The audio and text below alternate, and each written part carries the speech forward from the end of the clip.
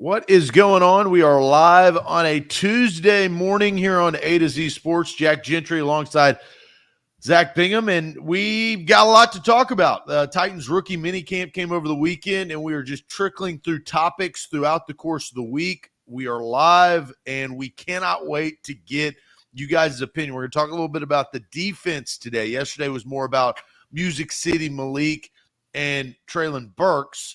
Today is more about the defensive side of the ball, and really in particular and specifically, we talk about the cornerback position because the Titans take a higher pick with Roger McCreary, and they've got Caleb Farley, they've got Christian Fulton. So we're going to talk about the expectations and impact of McCreary as a higher round pick than I think expected from the Titans, but look, he could come in there and really make some waves. And with this defense and the high expectations that they have, we'll talk about that. We'll also talk about Caleb Farley's ACL, because I think that there is a caveat to the impact in the secondary with the first round pick. We talked a lot about Traylon Burks and the expectations and the pressure and A.J. Brown's pressure that's been put on Burks.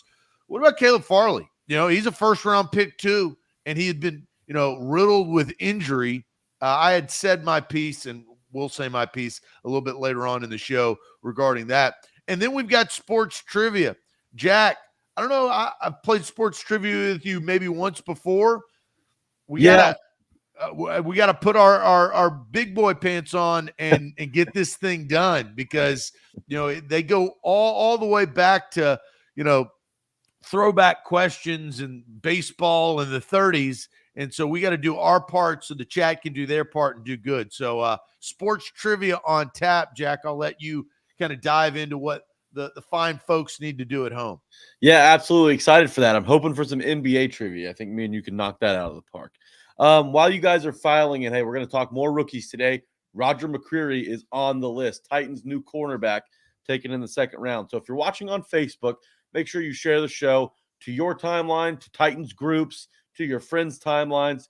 Spread it all over Facebook so we can get a big audience in here. We want to hear from them about what they think and what you guys think about Roger McCreary fitting in with the Titans in 2022. Also, if you're watching on Twitter, make sure you retweet the show, like the show, so people see it on their timelines. They can come in here and have a conversation with us. If you're watching on YouTube, make sure you turn those notifications on. You'll tap that bell icon at the top of your screen, and you'll get an update every time A to Z Sports goes live. You do not want to miss that. So in Twitch, if you're watching on Twitch, text a buddy, send them a Twitch link. Spread this conversation as far as we can. It's going to be a fun Tuesday. We're going to cap it off with some Titans trivia, some sports trivia. But Zach, I'm pumped to talk a little McCreary today. Yeah, let's get it going officially. Welcome into A to Z Sports. I am Zach Bingham. He is Jack Gentry, and we are powered by BetMGM. Use the promo code ATOZ Sports or ATOZ200, and they'll hook you up. That is the best app. They are the king of the sports books. Got to thank our presenting sponsors as well, not just our title, which includes Farm Bureau Health Plans, better coverage, better service, better rates. I have signed up for Farm Bureau Health Plans, and I love that I have signed up for Farm Bureau Health Plans. FBHP.com/A to Z. Bone and Joint Institute. Don't fumble on your recovery. State-of-the-art facility down there in Franklin, plus satellite locations all across Middle Tennessee. Visit the Bone and Joint Institute near you. And Wilson County Hyundai. WilsonCountyHyundai.com. Quick trip down I-40 exit 236. Payne Bone and his team have your perfect make and model. You've just got to go find it. All right, Jack, let's start this bad boy off with a little Roger McCreary talk.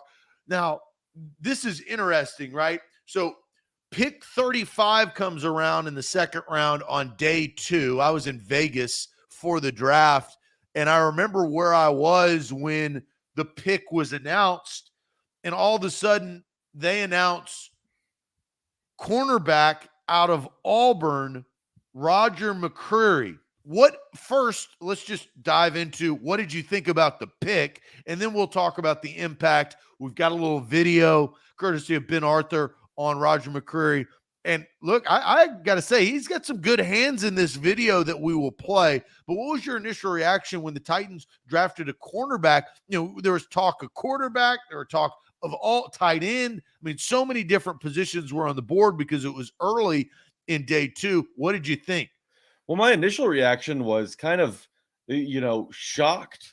Those who are watching the draft show on A to Z, they know how I felt about it. I was a little confused because the Titans entered the draft with needs at wide receiver, with needs at tackle, maybe a left guard, maybe an interior offensive lineman as well, and then you have the tight end as well. The issue was they were kind of in a tough spot at that 35 position, right? Because you didn't want to reach for a tight end at 35. Those guys would come later. Trey McBride did come later. And obviously the Titans found a nice one in Chigakonkwo in the 4th round. So the tight ends were probably out of the discussion by the time the Titans were on the clock at 35. And again, they had just drafted Treylon Burks. Now, I know that they didn't add a receiver by drafting Treylon Burks. They replaced one after AJ went up to Philadelphia. So there were questions whether the Titans may double up at receiver. I don't know if that was the right strategy, but obviously with the questions at offensive line, it wasn't that far-fetched to assume that a tackle may be taken there. But then again, all the top tackles had just gone in the 1st round. So you're kind of on that second wave there as well. So I think my reaction was initially shocked. Maybe I was just caught off guard because they went corner.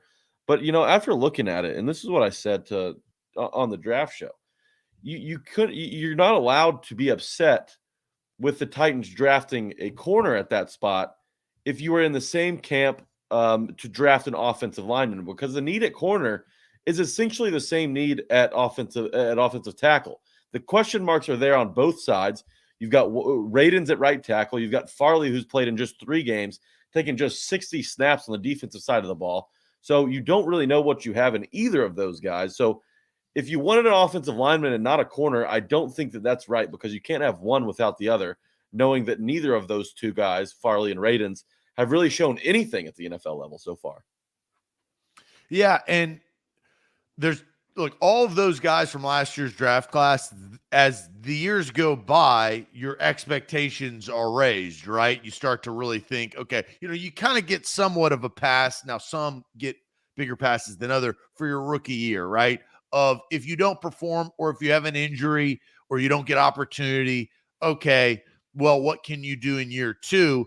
But that also depends on where you're drafted. And when they drafted McCreary, I sat there and I kind of scratched my head to say, look, they got rid of Jack Rabbit Jenkins. So that I think was a good decision. And they got younger. And I liked the way McCreary played. I was surprised. I was kind of like you. I thought they were going to take a tackle. Like, I thought they were going to take an offensive lineman. They ended up doing that in the 3rd round with Petit Frere. But I think for McCreary, you sit there and you say, are they sold on Farley? Are they questioning if he'll be able to give you what they need? I mean, McCreary is a healthy young stallion. I mean, he's 22 years old. He's spry. He's not coming off of injury. He's, fully healthy.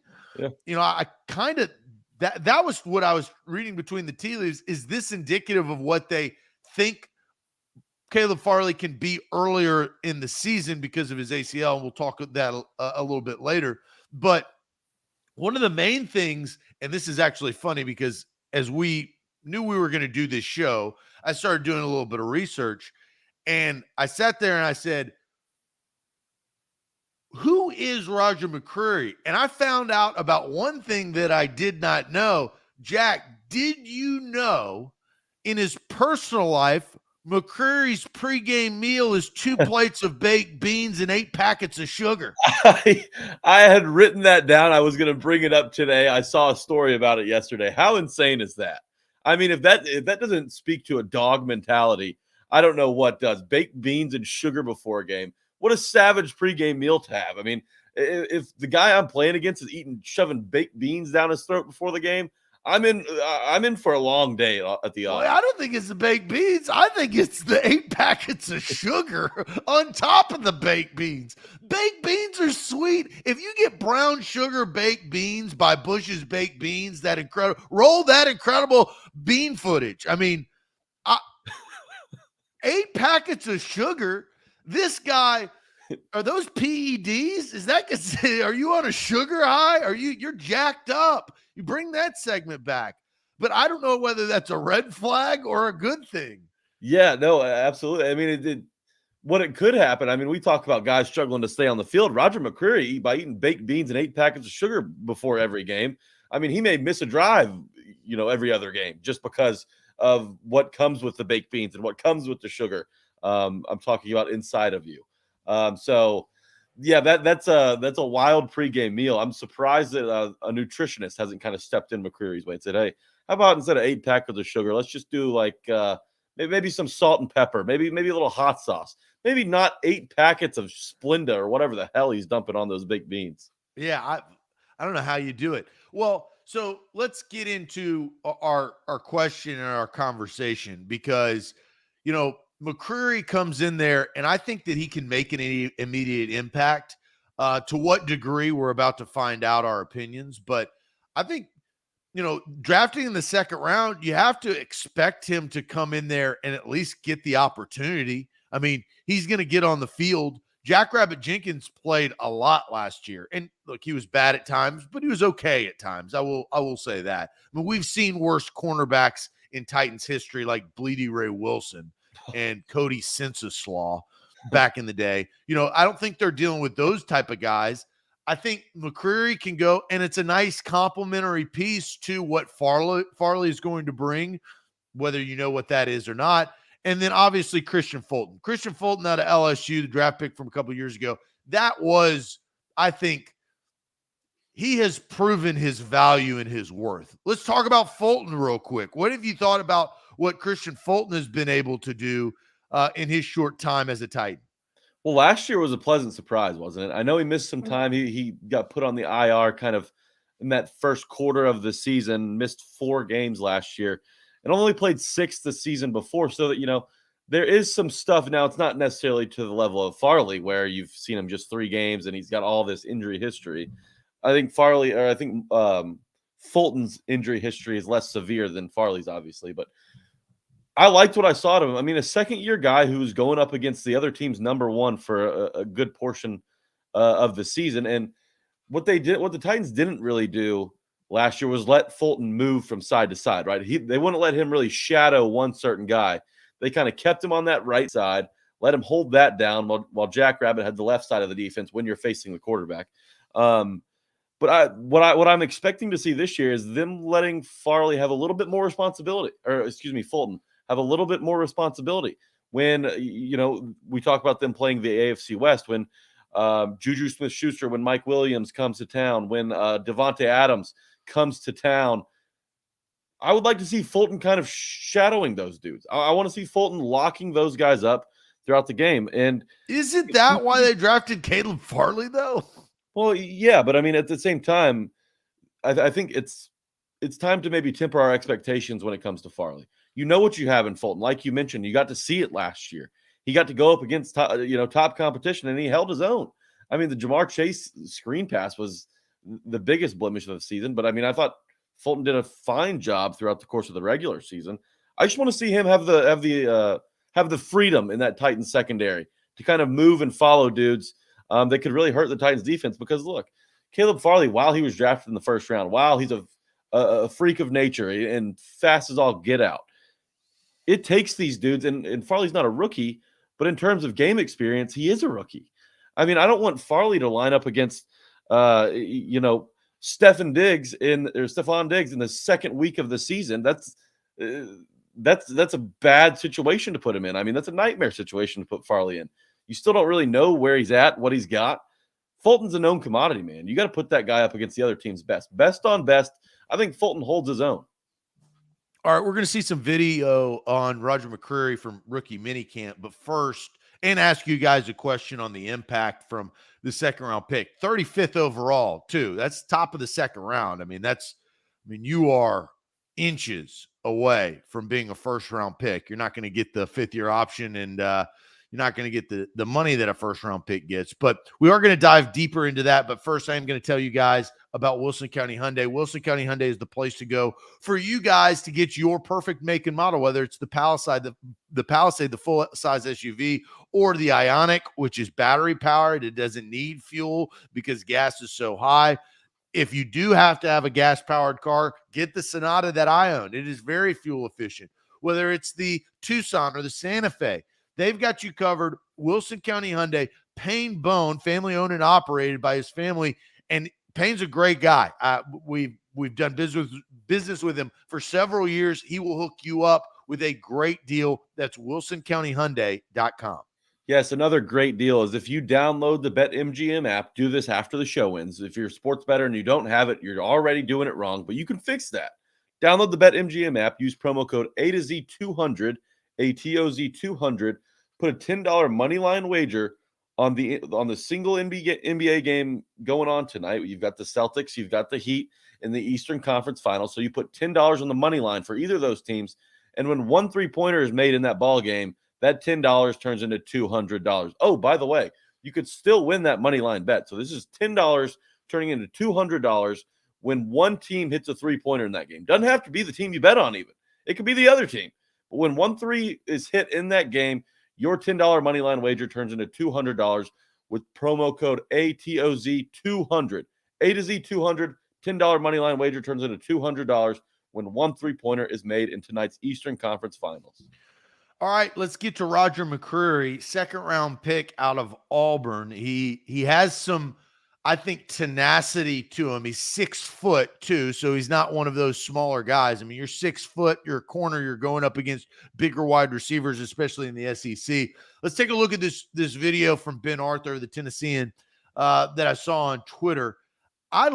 Look, it seems like he may have done something wrong at the beginning to make him redo the drill. But at the end, look at the hands on McCreary.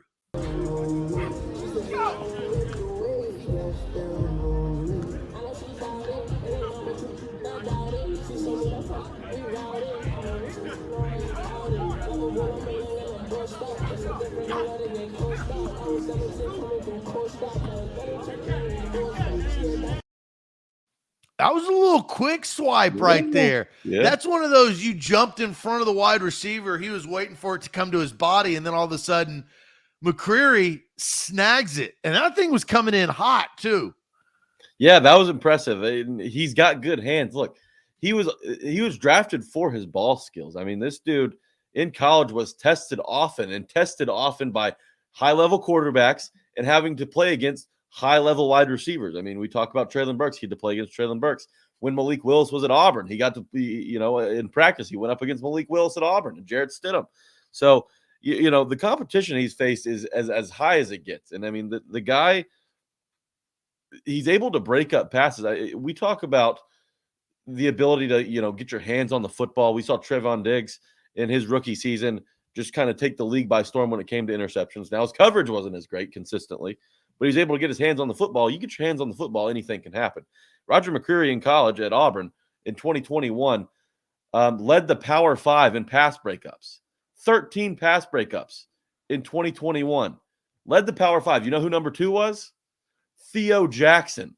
So John Robinson's put an emphasis on dudes who can make plays on the football. Roger McCreary is exactly that, and I think that's the type of cornerback you need in today's NFL. Well, and that's kind of what the cornerback position has kind of maturated into, right? Like, and that I think it has to do mainly with the wide receiver position. It's who you're covering, right? Plus the tight ends have gotten better when you've got to break off of coverage. Can you tackle, right? Can you tackle can you tackle George Kittle or Travis Kelce, right? I mean, so 5'6", 5'7", 5'8" guys, they can't, you're not gonna be able to do that. Travis Kelce's gonna run your ass over, but you got to have a bigger build. And I think it's kind of what, as you kind of mentioned, what the Titans have tried to do in organizing their defense. Let's watch this one more time because I like that little swipe. And then we're going to ask you guys on a scale of 1 to 10, how important is Roger McCreary to the Titans' defensive success in 2022? So that's the question we're going to be asking on a scale of 1 to 10. 10 being he's going to be the next reincarnation of Alteron Werner the year before he went to Tampa. That's the bar. That's 10. Pro Bowl Werner. 1 is doesn't play a snap, right? So there's your scale on a 1 to 10. How important is Roger McCreary to the Titans' defense success? We'll take another look at Ben Arthur's video that he shot at minicamp from the Tennessean. Here it is.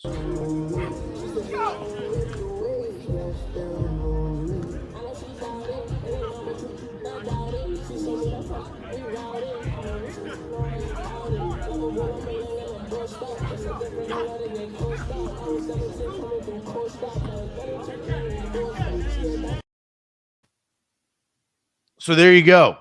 How important is Roger McCreary to the Titans' defense success in 2022?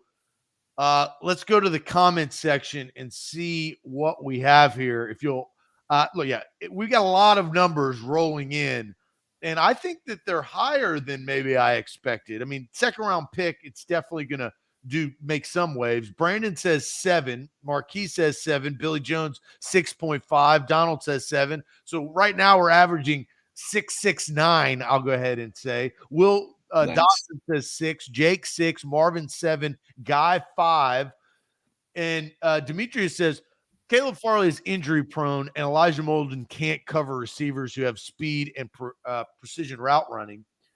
Ooh, so look, a little diagnosis there. What do you think about Demetrius and what he has to say? I thought Molden got significantly better as the season progressed last year. And again, he's going to be working in the slot, so he's not going up against, these big, tall receivers like you mentioned, or even the tight ends where he's got to make tackles. He's a smaller dude. He's Cortland Finnegan light right now. I think that he can have a big season. I really did thought I thought he came along pretty well towards the end of the season. The first half, the first quarter of the season was really tough on him. I mean, there were clear adjustments. There was clearly a learning curve for Molden heading into the season, but I thought he held his own by the time the season came to a wrap. Let's get back to the comment section. Scale of 1 to 10. How important is McCreary to the Titans defense in 2022? Jonathan with a 6. Our lowest score so far, Jason with a 4. Chris 6. Derek 8. 6.5 from Dustin. 6 from Rusty. Charles says 7 because they lost Jackrabbit. 7 from Jeff. Another 7 from Demetrius. Brent says 7. Maurice says 7. 8 from Dion. Jacob says 7. Ruben says 7. Nicholas with 5. Johnny Lee with 8. 6.9 from Mark. 4.5 from Eric. So really the lowest score that I think we got was 4. The highest, Roland says 8. Another lockdown corner will make this defense elite. And there's high expectations for this defense going into this season because of what they've put together, who they've re-signed, like Harold Landry in that front 4 that is coming back. Jack, where are you on a scale of 1 to 10? I'm surprised we saw anybody go lower than really a 6. I think Roger McCreary is going to be a huge player for the Titans this year, at least an important player. We'll see how he performs. But, I mean, when you're talking about the guys that the Titans have at cornerback, I mean, Christian Fulton's missed 14 games in 2 seasons. Caleb Farley missed 14 games last year coming off another ACL injury. You can't have too many quarterbacks. I mean, when you look at the Titans schedule, the quarterbacks they're going to be playing in the season. Let's talk about the 2 of the first 3 guys they're playing. They've got to go to Buffalo and face Josh Allen in week 2. Then Derek Carr comes to town in week 3 with Devontae Adams. You've still got to go through, the Mahomes, the Russell Wilson, the Aaron Rodgers, the Joe Burrow stretch right there. And you've got Justin Herbert and Dak Prescott later on in the season. These are some of the game's best quarterbacks. I mean, you're probably playing 8 of the top 10 quarterbacks in the NFL right now, excluding Lamar Jackson and Tom Brady. So for me, it's an 8. I'm going 8 as well. I think that's as high as we saw it. I got to go there as well, just because you don't know what you have in Farley. Fulton hasn't played a full season yet. Now, I think that this year's the year he could do that.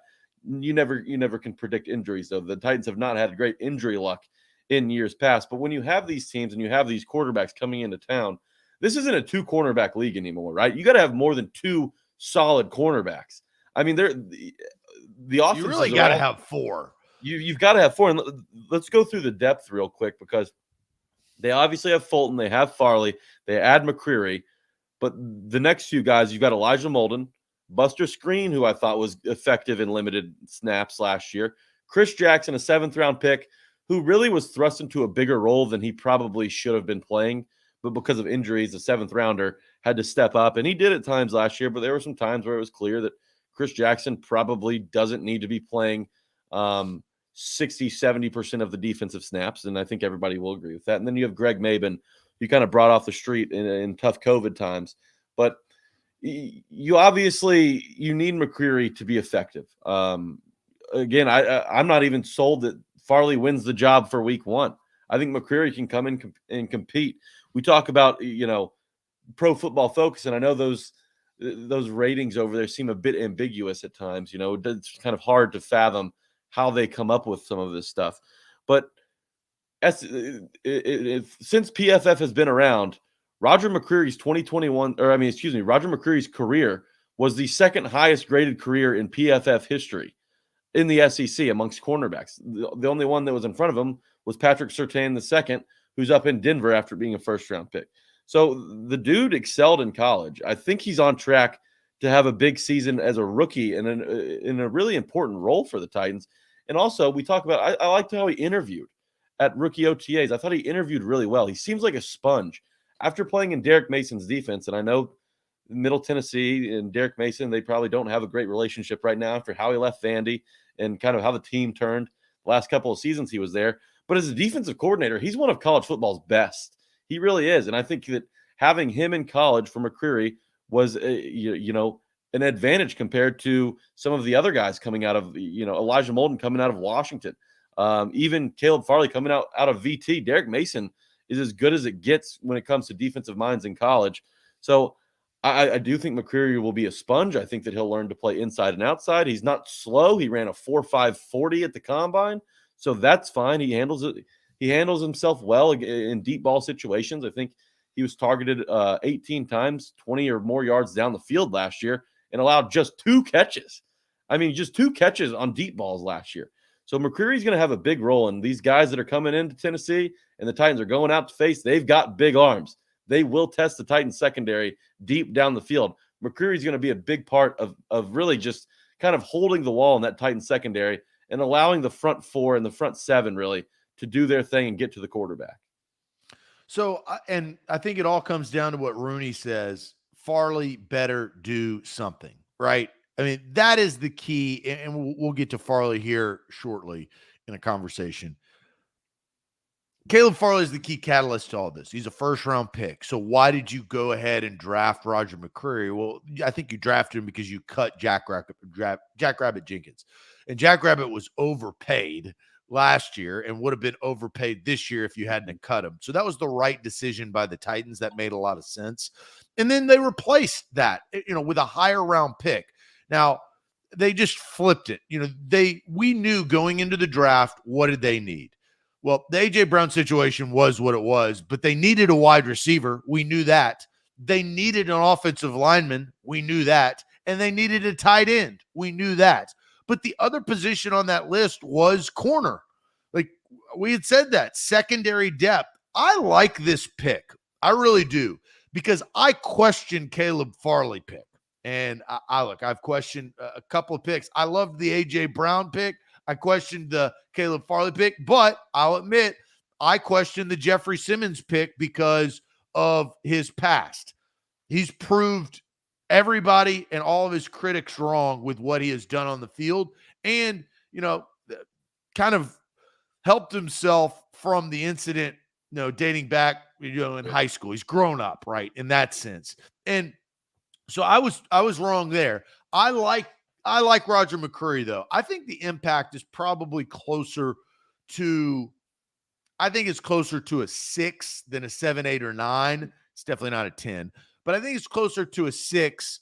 He also is still a rookie, right? Every time, my expectations, and we'll probably talk about this week, for Kyle Phillips is a lot higher than it probably should be. Because once you get on the field and once you start diagnosing what these guys can do, you settle in, you say, oh, he's still a 5th-round pick.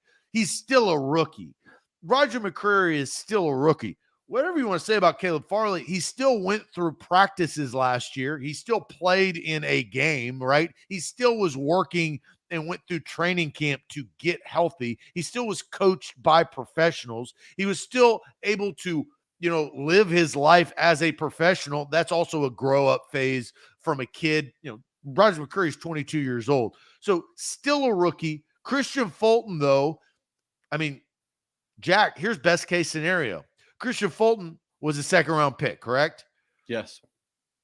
He's turned out pretty damn good. Mm-hmm.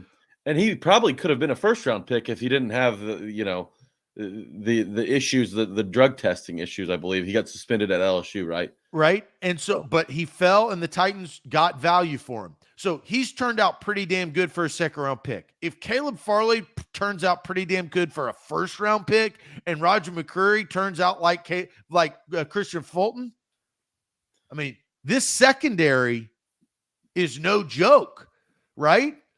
No. Because this is how the Titans have tried to combat what has gone on in the AFC. They've fought fire with fire, but their flame is defense, not quarterback. Everybody else, now, will that win? I don't know. We'll have to find out.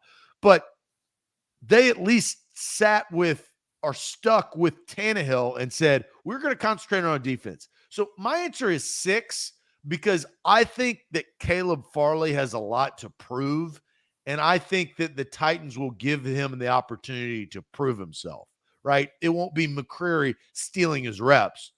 Farley's going to get that rep, and Fulton has earned that rep. Yeah, without a doubt. And, but I mean, the impact that he might have, he may be asked to take on a bigger role, obviously, later on in the season, and especially in the playoffs if the Titans are to make it there again. And the track record for John Robinson's 2nd-round pick, Zach, has been pretty excellent, if I don't say so myself. I mean, obviously, Radens is still a wait-and-see game, but you mentioned Christian Fulton, A.J. Brown, like you said, Harold Landry. I mean, Derrick Henry was drafted in the 2nd round.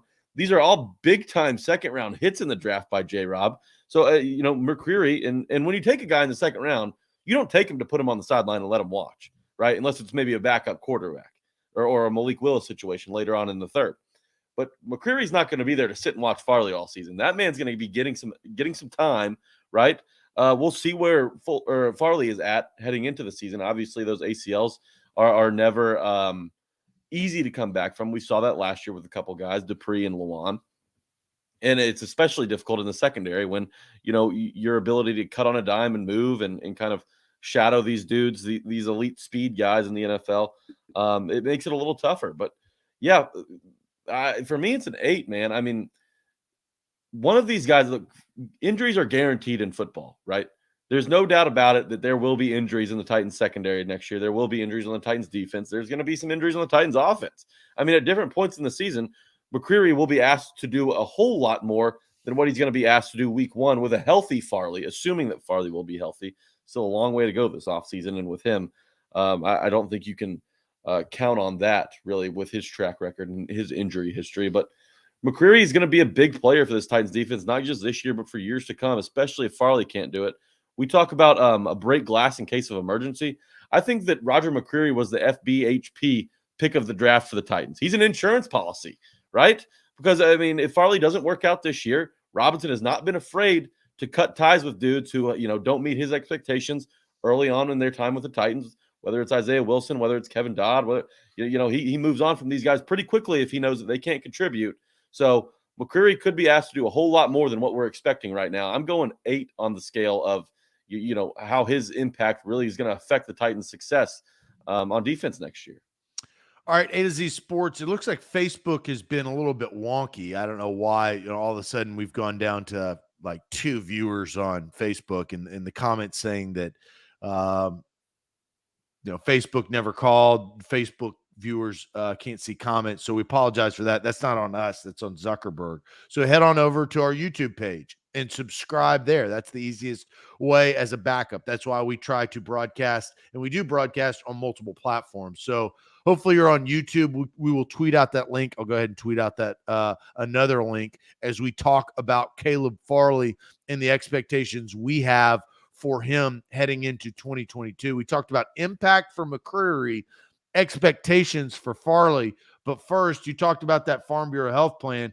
I'm going to talk about it now. Farm Bureau health plan, better coverage, better rates, better service, 200 plus locations across the state of Tennessee. I made my switch at the beginning of 2022. And man, my expectations were high. But you know what? Farm Bureau health plans met at my expectation. And it was awesome. I saved 20% per month for my old plan. I do have better coverage. I obviously have a better rate if I'm saving 20%.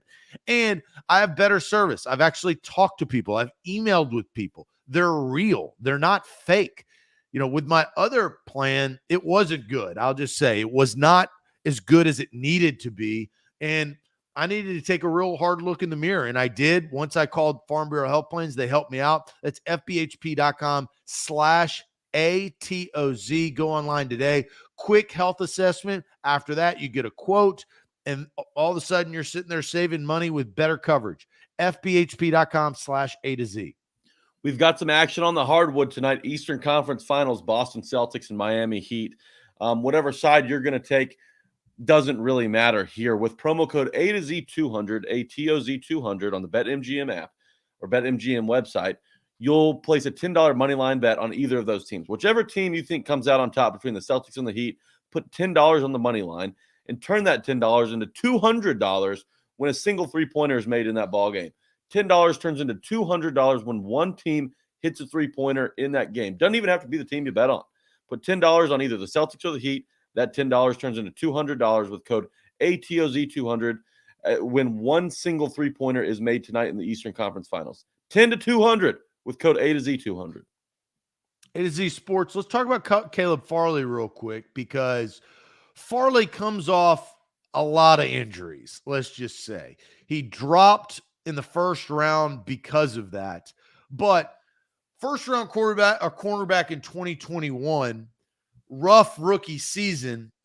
In February, John Robinson and Mike Vrabel spoke at, I believe it was the owners' meetings, and this is what was said to Jim Wyatt as he reported.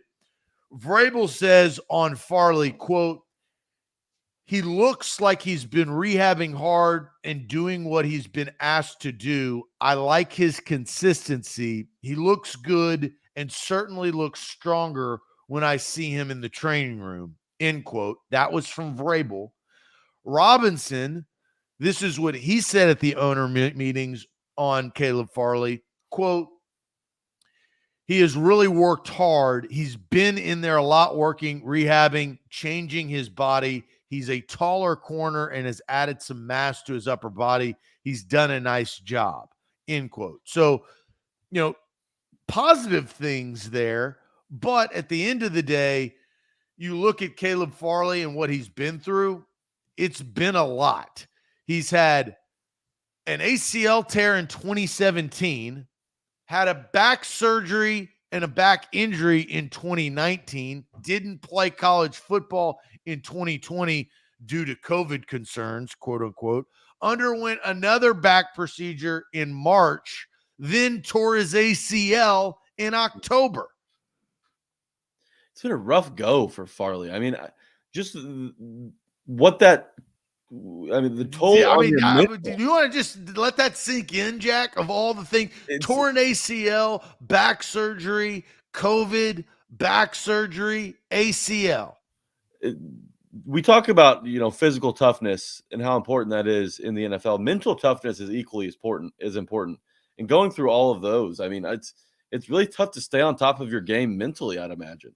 I mean, you're ready, and then you got a setback. You got 6 months, 8 months, 12 months, whatever it is, to recover from this next injury. When will it end? For Farley, he's got to be asking, when will it end? I don't know how I would even be able to trust my knees after going through multiple ACLs, and my back even after having to deal with some of the stuff he's had to go through. So that's a really tough thing for a young player in the NFL. But I mean, again, that's the risk that the Titans knew when they took him, right? They assumed the risk of injury after knowing what he went through and what he was coming off of and not having played football in quite a while. So the Titans knew that. It's not like this is a surprise for the Titans. They knew that something like this could happen, and it did. And now Farley's sitting here in year two, possibly stepping into a really important role in this Titans defense. But again, health is such a huge question mark. I don't know how much I can trust him. Well, you look at the first round picks, and I think this is the sobering thing is you've got Corey Davis, 5 overall, Adoree Jackson with 18. You've got Rashaan Evans, no longer with the team. You've got Caleb Farley, and you've got Isaiah Wilson. I mean, imagine if you hit on those. Or just hit on 2 of those, right? I mean, this team is in a totally different spot. It probably goes deeper into the playoffs than they did last year. If you just get 2 of those things right. And look, let me be clear. The ACL this past season for Farley was not his fault. It's not his fault that it was an accident. It was an injury. It happens, right? It's football. But damn, like that's what I think about it. I'm like, you're now going to be judged. It's like being in the doghouse over and over and over again. When you get put to the doghouse again, you sit there and you get in trouble. You're like, well, you've already kind of built a history, right? And Caleb Farley had already built a injury history.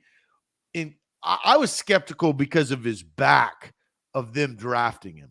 At that age for a back, that's not a good sign. Well, and they went the route of Jeffrey Simmons. They had success with Jeffrey Simmons, who had torn his ACL, but that was the only thing that had happened. Caleb Farley had already torn his ACL. Didn't this pick feel like kind of a heat check for J-Rob? You know, in basketball, how you've knocked down a couple big shots, tough shots. But he hadn't. And you walked down. He drafted Isaiah Wilson the year before. Well, he did with Jeffrey Simmons is what I'm saying. And drafting an injured player. He thinks, maybe I can do this again. And, finding value late in the first round on injured guys, this could be the new way. But, he got burned this past season with Farley. Again, I'm not saying that Farley's not going to be ready to play this year or be even close to a bust. I still think there's a lot there with Farley and his physical traits. There's a lot to like, but they need him to stay on the field. If he's not on the field, he's not helping you. You can't make the club if you're sitting in the tub, Zach. And right now, Farley needs to find a way to get back on the field and stay on the field. All right. So what are your expectations for Caleb Farley this year? Well, that's a tough question. So he's going to be stepping in, hopefully, for Jackrabbit Jenkins, right? Jackrabbit Jenkins last year, he had some highs. He had a lot of lows, more lows than highs. So I think my expectations are. Let me clarify this.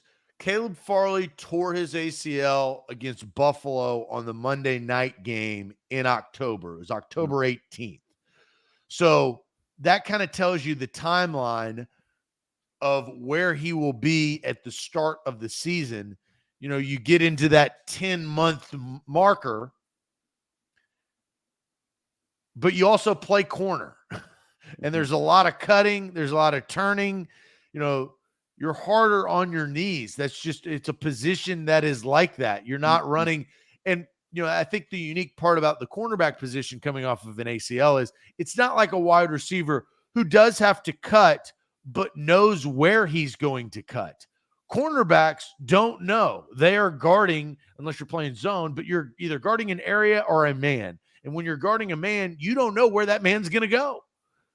Yeah, you're exactly right. And that's what makes it tricky. And it's all knees and hips, right? It's all in the hips, right? That's what Chubb said to Happy Gilmore. But my expectations, I don't think that my expectations have really much of anything to do with his performance on the field. I just want to see him on the field.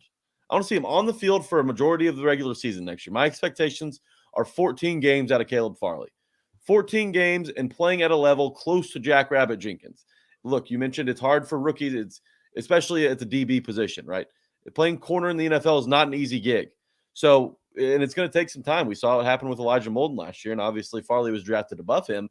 But coming off this ACL, it kind of makes you reevaluate where Farley is compared to Molden after all of those reps that Molden took last year. I mentioned Farley just 60 snaps on the defensive side of the ball. My expectations are him to play 14 games at a level close to Jackrabbit Jenkins, and Titans fans, I get it. You're frustrated. You're frustrated with how Jackrabbit Jenkins played, but you got to remember, man, the learning curve that is applied to cornerbacks in the NFL. You don't jump in and are immediately effective at corner unless you're taking maybe in the top 5, top 10.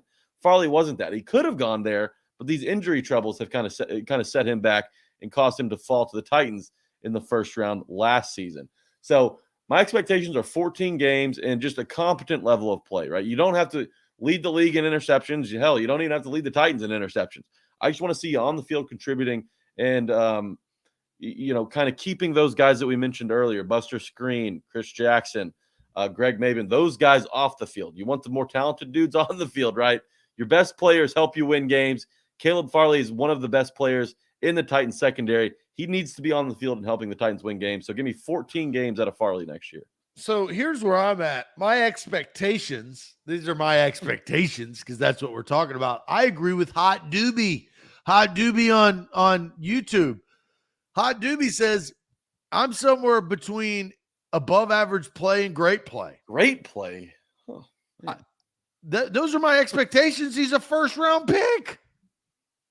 He was last year or last offseason, but I know that doesn't change. But he's still no. He still was drafted in the first round. That didn't change. Corey Davis was still 5 overall. That didn't change.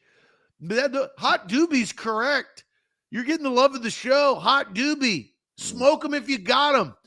In somewhere in between above average play and great play. Those are my expectations for Caleb Farley. No, do I think he will reach that? Probably not. No, I don't. But those are my expectations for a first round pick.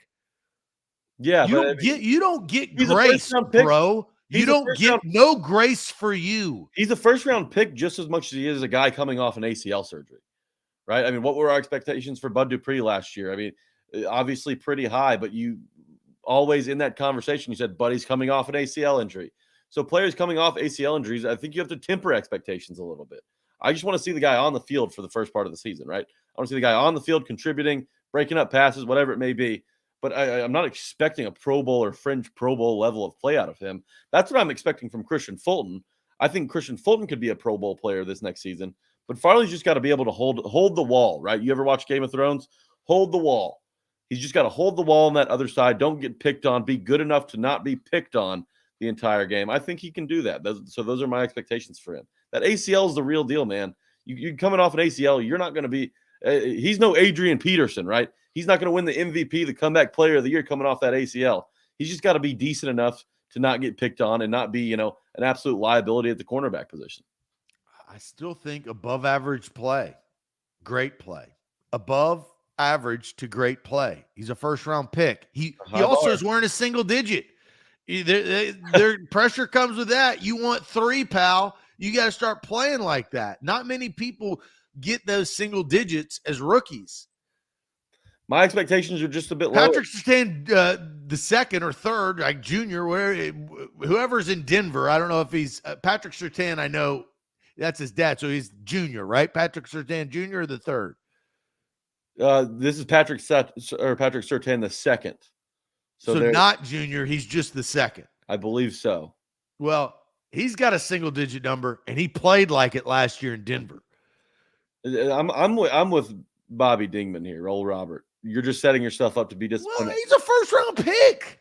But he's coming off an ACL. That changed. The first-round pick thing changed as soon as he tore his ACL last year. Those first-round expectations drop a little bit. Coming off a significant knee injury, the second of your career, it's hard for me to expect above average or great play. No, can he get to that? Like, let me clarify that. This season. Do I expect him in week 4 to be there? No, probably not. But do I expect him by middle of the season at week 9? Hell yes, I do. Week 9. So who do they play week 9? Let's sit here. Let's figure it out. Week 9. Let's go to the schedule. Look at those quarterbacks coming up. Oh, perfect. Sunday Night Football in Kansas City, in Arrowhead. I'm going to remember this, Jack. That's when I expect Caleb Farley to play at a great or above average level of play. So what are your expectations for the first 8 games then, or the first 8 weeks? Good. Not great, but good. Don't be a liability. Don't be Lawan against the Cardinals. Chandler Jones, yeah. Don't be that. Don't get burnt like toast, right? Like, don't give up multiple touchdowns. Like, stay in front of your guy. Don't get beat consistently. Those type of things, the easy things.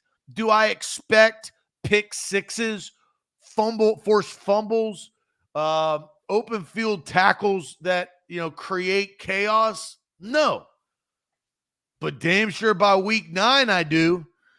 So week 9, that's when that he needs to be where he needs to be. So your expectations between above average and great are really just for the second half of the season. You're discounting the first 7 games of the season To be good. You're saying not a liability, right? No, yeah, That's not a not liability. necessarily good. That's just not the worst, right? So that's somewhere in between. Well, the second that you give up a long touchdown, you're a liability. So there's not a lot of room for error in cornerback play, as we know, right? You're right, but I just don't know that the Titans this year can afford for him to be at just average level or maybe even below average for a little bit for the first 7 games of the season. They've got to win the first half because it's that 9 against Mahomes. Then you got the Rodgers, Burrow. I'm leaving somebody, Russell Wilson stretch out. Yeah, be good. He's got to be good. He's got to be more than good against those guys and the receivers that those teams have. Well, look, you go back to the schedule. You got New York, you got Las Vegas, the Commanders, the Texans. And then the Colts are up in the air. We don't know what Matty Ice is going to be, but the Bills and the Raiders, even huge matchups for Farley early on in the season. Yeah, well, because you forget about Devontae Adams, Hunter Renfrow. They've got Waller over there. I mean, they're a problem. The Raiders are sneaky. Mm-hmm. And they've added to the defense. Their front four got a lot better with Chandler Jones. Farley's got to be better than just average for those, 2 of those first 3 weeks, or else the Titans are going to be kind of treading water heading into that bye in week 6, which is an early bye. So I expect above average, but realistically, I think average is good enough for Farley. Just because of the odds that are stacked against him coming off an ACL, essentially being a rookie in terms of game experience. That's a tough position to come into and a lot of responsibility the Titans are putting in him. And again, I'm not counting Roger McCreary out of taking some of these really important snaps, these crucial snaps late in the game. I think McCreary is going to be on the field a lot. Who's healthy? Will it be without Farley? I'm not so sure yet, but that's what training camp's for. Well, we'll find out. And we'll also find out about our record in sports trivia. Look, we got to get this. We got to do a good job here. We got to represent A to Z Sports well while Austin is out. Sports trivia is on tap, but first, I am going to tell you guys about the Bone and Joint Institute. Don't fumble on your recovery. The Bone and Joint Institute has you covered. State-of-the-art facility down there in Franklin. They've got satellite locations in and around Middle Tennessee. I have had Dr. Thomas, one of their surgeons, he's operated on my shoulder. I had a torn labrum years ago. Fixed that bad boy right up. Now I feel I'm back to new. I can do the worm with my shoulder. I wouldn't be able to do that without Dr. Thomas. Right there. Don't fumble on your recovery. The Bone and Joint Institute. We also have Doc Talks if it's your ankle, your knee, your hip, your shoulder, your wrist. They have got a specialist for it. So visit them today if you're dealing with that. That is the Bone and Joint Institute. You know what would make me do the worm? A free $200. And that's essentially what you're getting on BetMGM when you use our promo code A to Z 200, ATOZ 200. Put $10 on a money line on either of the NBA teams in action tonight. That's the Celtics or the Heat. Put $10 on your favorite team's money line between those two. And that turns into $200 when a single three-pointer is made in that ball game.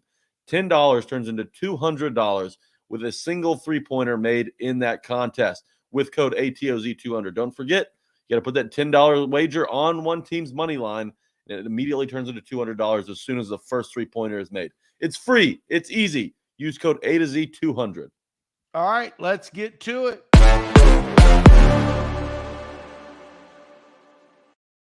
As always, our sports trivia brought to you by Brentwood Imprint, BrentwoodImprint.com, your brand on absolutely anything. They've been great sponsors. You guys have called them. You can go online. If you need, right here, if you need your company's emblem logo on shirts, on swag. If you're helping your business out, Brentwood Imprint is the place to go. They sponsor our Tuesday trivia.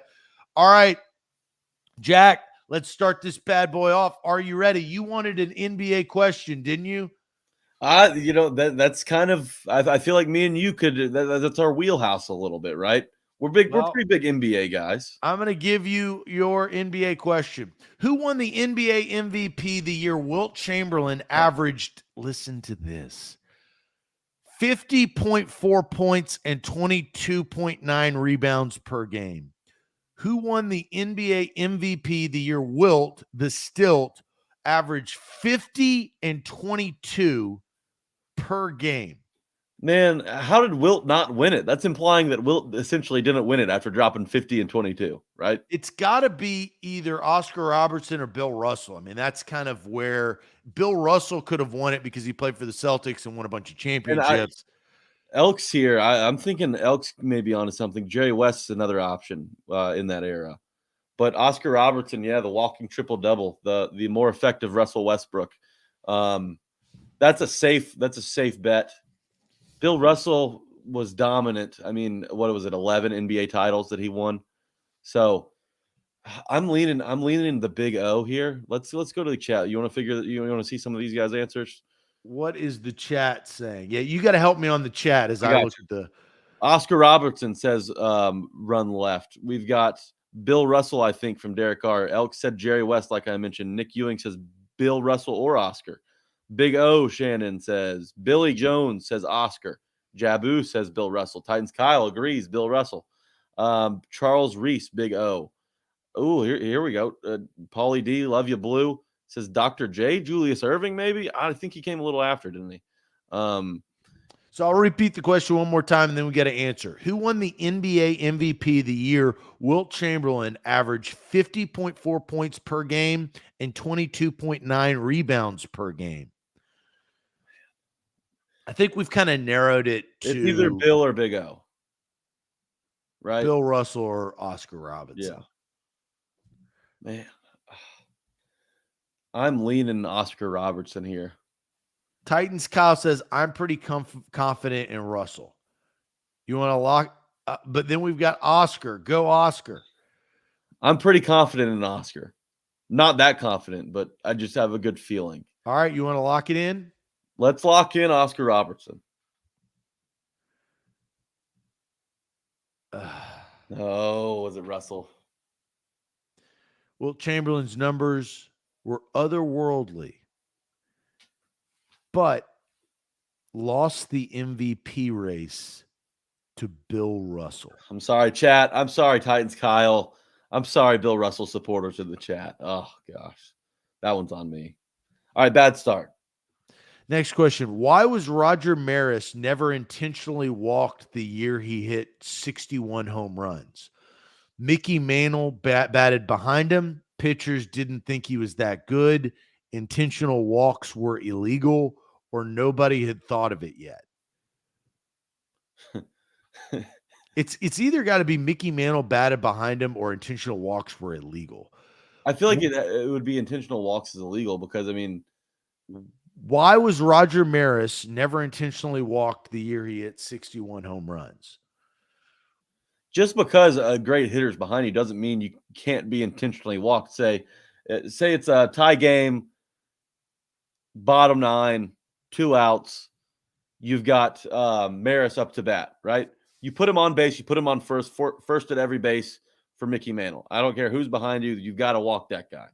I just feel like intentional walks must have been illegal. Because what was the option D? You hadn't thought of it yet? Nobody had thought of it yet. But if Mickey Mantle is batting behind you, you're not going to do that, right? This is also but there are situations that come up in games where you could do that.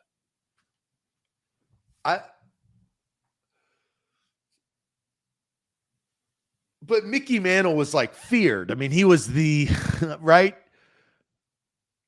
Yeah, well, obviously. And Jake brings up a good point. How can it be illegal to throw balls? I don't know. Look, it was like what, the 1920s. So I mean, this. Yeah. So Jake brings up a good point. I think you tossed that one out. Yeah. He's convinced me. And Ramon says intentional walks have always existed. Okay. I think it's Mantle. That's my gut. That feels right. I mean, it feels better than the other option. I'm going to Nobody lock gets it in. caught. Final A to Z. Why was Roger Maris never intentionally walked the year he hit 61 home runs? The answer is Maris was never walked because Mickey Mantle batted behind him. Good job, Zach. Good job, chat. That's huge. All right, 1-1. What boxer was featured alongside Superman in a special edition comic book published in 1978? George Foreman, Muhammad Ali, Leon Spinks, or Sugar Ray Leonard? My initial gut. What boxer was featured alongside Superman in a special edition comic book published in 1978? Is it George Foreman, Muhammad Ali, Leon Spinks, or Sugar Ray Leonard? My initial thought was George Foreman. Is it Muhammad Ali came a little after that, right? Or was he in the early 70s? It's Ali. Look how many Ali. Everybody. Final A to Z. Yeah. The chat, Elks, Jabu, all day. Hot Doobie. All right, you want to lock it in? Lock it in. Superman versus Muhammad Ali was an oversized comic book published by DC Comics in 1978. The 72-page book featured Superman teaming up with heavyweight champion Muhammad Ali to defeat an alien invasion on Earth. Good work. Okay, that was pretty unanimous. I don't know what I was thinking with George Foreman. Maybe it's because I like to griddle hot dogs or something. But good. Muhammad Ali. That was too easy. It almost felt too easy, right? They give you that option on the test. Just seems like it's too easy. So I got to think a little harder. You overthink it. You outthink yourself. Boom. 2-1. That's pretty good. Let's see here. We've answered a bunch of these that I got to scroll through. We've done that.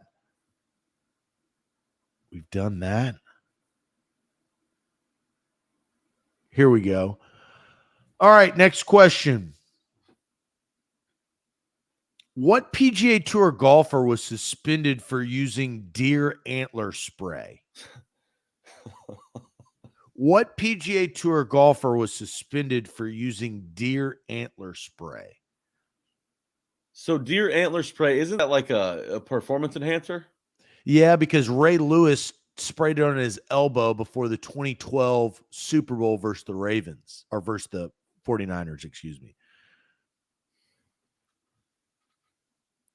Oh man, let's see. So the troublemaker golfers. We've got the troublemakers. John Daly is amongst that crowd. I don't think we've seen a guess yet. Obviously, there's not multiple choice, right? We have no options. No options. This is a write-in. This is a short answer, as they say. Deer antler spray. Who uses it? Who would have been hurt? Suspended for it too. Okay, I'm seeing one. This is our only answer. We got VJ. That's the only answer anybody submitted. Titans Kyle, this one's on you, man. Okay. Do we lock You want to do it? Let's lock it in. It's better than anything I have. A former #1 golfer in the world, deer antler spray contained a substance banned by the PGA Tour, and that golfer was Vijay Singh. All right, Titans Kyle, let's go. Good work. All right, next question. Let's see. What are we? We are 3-1. 3-1. Wow. Who was the first player ever drafted by the Carolina Panthers? First player drafted by the Carolina Panthers, Jake Delhomme. Steve Smith. I'm just throwing out options. Masood Muhammad. Kerry Collins. Oh, Lord. Could potential for it. I want to say it's Masood Muhammad, but I don't know. Because that was the year of the expansion draft. Tony Baselli went 1 to the Jags. And I want to say Masood Muhammad was it. I wasn't around for this draft. So this is not something I remember. Julius Peppers is an option. Could So be Julius Peppers. if you have a gut feeling about Muhammad, I mean, because that's a random feeling, right? You gotta kind of remember something special. Kerry Collins, Julius Peppers, here. Let's get in the chat real quick.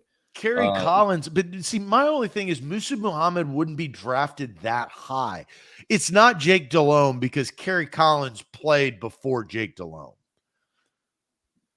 Paulie D says Penn State, Kerry Collins, Titans legend, 2008 season, never forget.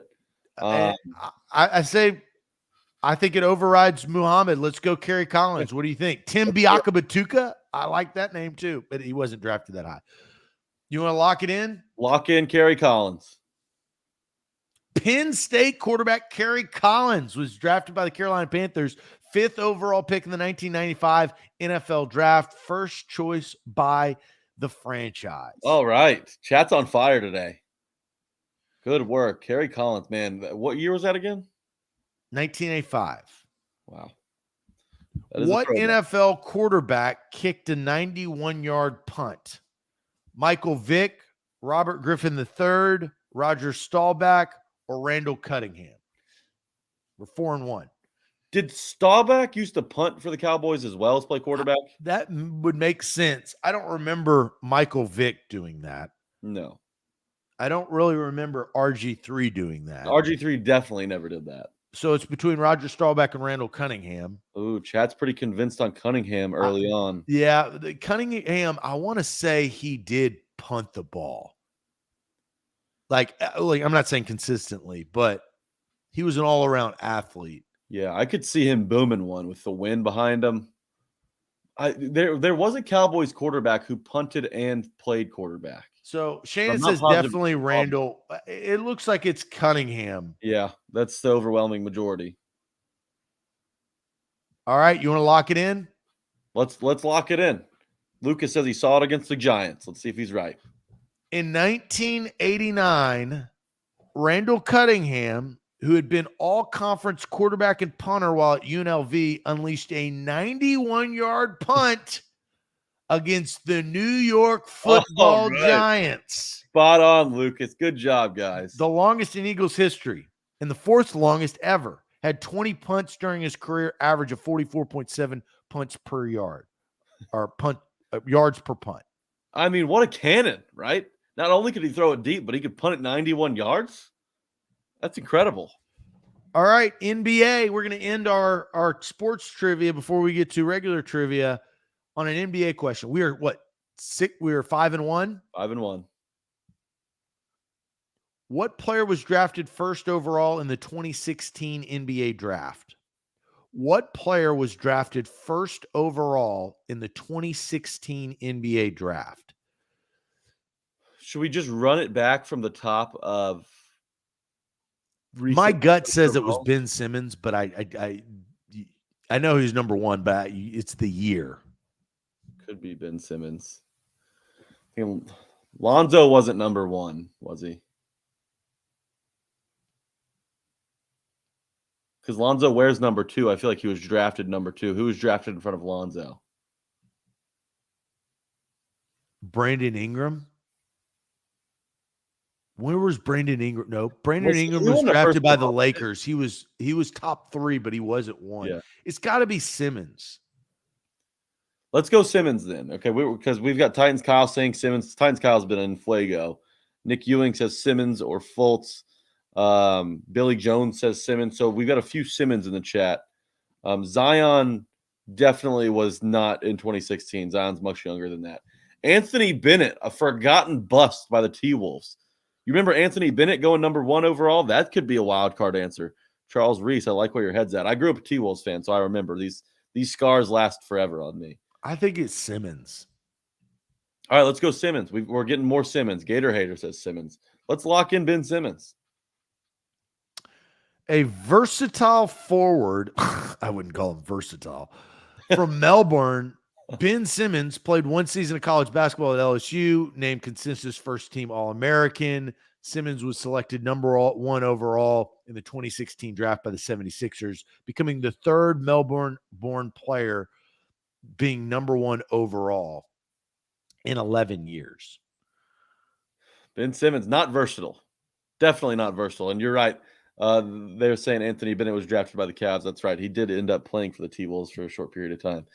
Yeah, Ben Simmons. Wow. Well, I mean, imagine if Ben Simmons played in Nashville. I feel like everybody, no matter where he goes, people are just going to hate him for the way he's handled everything. He said he would come back in that playoff series, and he never showed up. I mean, talk about a guy that probably is just in it for the money. And I get it. A lot of players are, and that's not a problem because it's your work and your money. But Ben Simmons, it's just obvious that he just doesn't care about anybody besides himself. All right, we got 3 more questions. We're 6-1. Who was awarded the very first gold record? Nat King Cole, Perry Como, the Beatles, or Elvis Presley? Who was awarded the very first gold record? Nat King Cole, Perry Como, the Beatles, or Elvis Presley? I don't know who Perry Como is. I don't know who Nat King Cole Which is. makes me kind of think that's who it is, you know? If it's the very first, it had to be long before the Beatles or Elvis Presley. The very first gold record. I think we need to go like Bizarro on this. Elvis, the Beatles, and Nat King Cole are too suspect. I don't know who Perry Como is. This is the question on the test, where everybody tells you pre-ACT prep, if you don't know it, guess C. You don't know it, guess Cuomo. Guess the one you don't know. We've got some Nat King Coles coming in. Nat King Cole. Stephen King. Nat King Cole. I'm going to override this. Uh-oh. I don't usually do this. I'm going Como. I think this is bizarre. It's too suspect. A lot of Nat King Coles in the chat. You're going to have to own up to the chat. I will own up to it. I'm going to lock this in. Final A to Z. Whoever Perry Como is. I really want it to be Perry Como so we get to know who it is, right? Because at least it will explain the answer. Mark Jones getting specific. Dave Chappelle ran a skit on it. Nat King Cole. Does that sway you? I feel like you're pretty dug in on this Como trend. Yeah, you're not going to get me. I'm going Perry Como, final A to Z.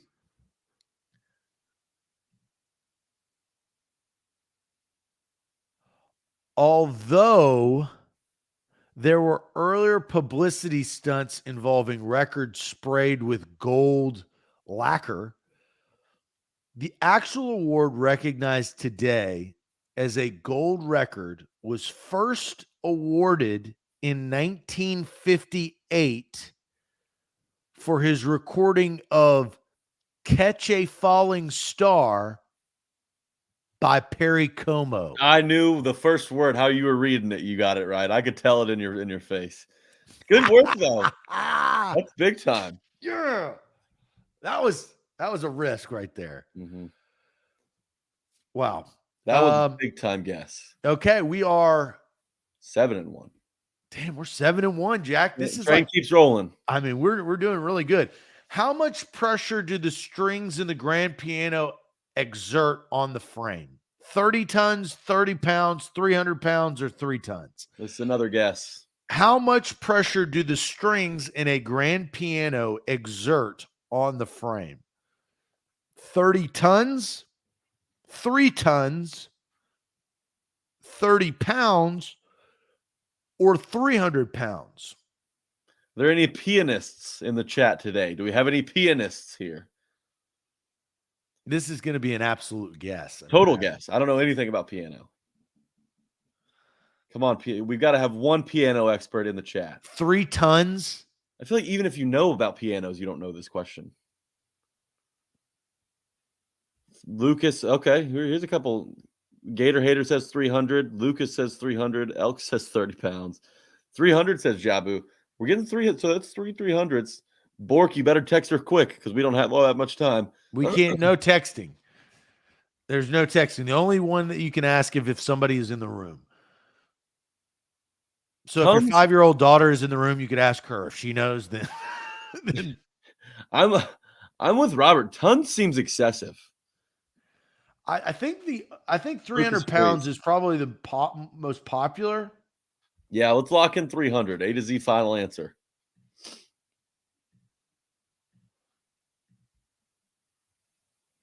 Uh-oh. Each string has a tension of 160 to 200 pounds, resulting in a total combined force of up to 30 tons. What? That's too much.